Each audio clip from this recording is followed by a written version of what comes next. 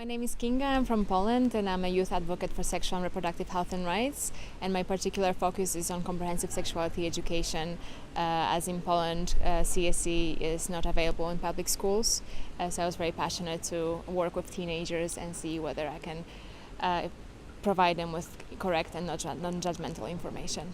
The first time I heard about abortion was when I was 10 years old, and I had a religion class, and the priest who was leading this class told me that for an extra point you can present a poster about how abortion is bad and how you are going to go to hell, essentially.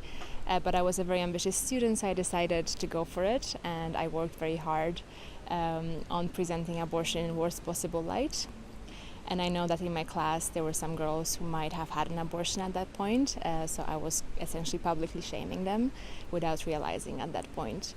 I didn't hear about abortion almost again or at all until I was 18.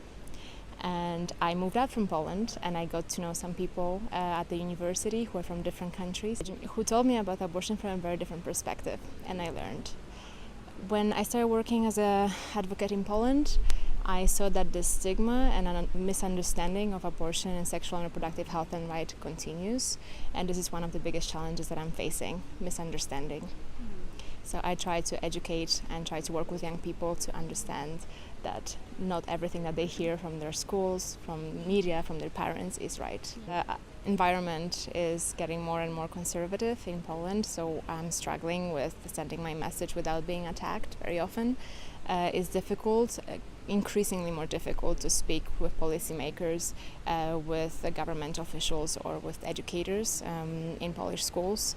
I find that the situation is getting worse, unfortunately, so it's quite sad that in other countries we are going forward, but Poland is one of the countries that's going backwards.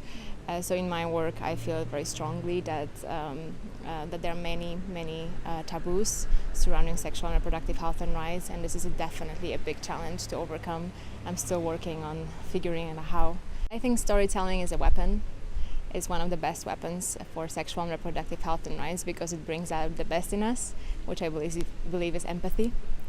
So it's very positive because when you become empathetic, you can connect, you rethink, maybe you change your opinion. So I think, and particularly in a very conservative society, storytelling is crucial for connecting with people who may have very different opinions. They may think about their sisters, their mothers, their aunts, may have gone through similar things. They may put themselves in someone else's shoes.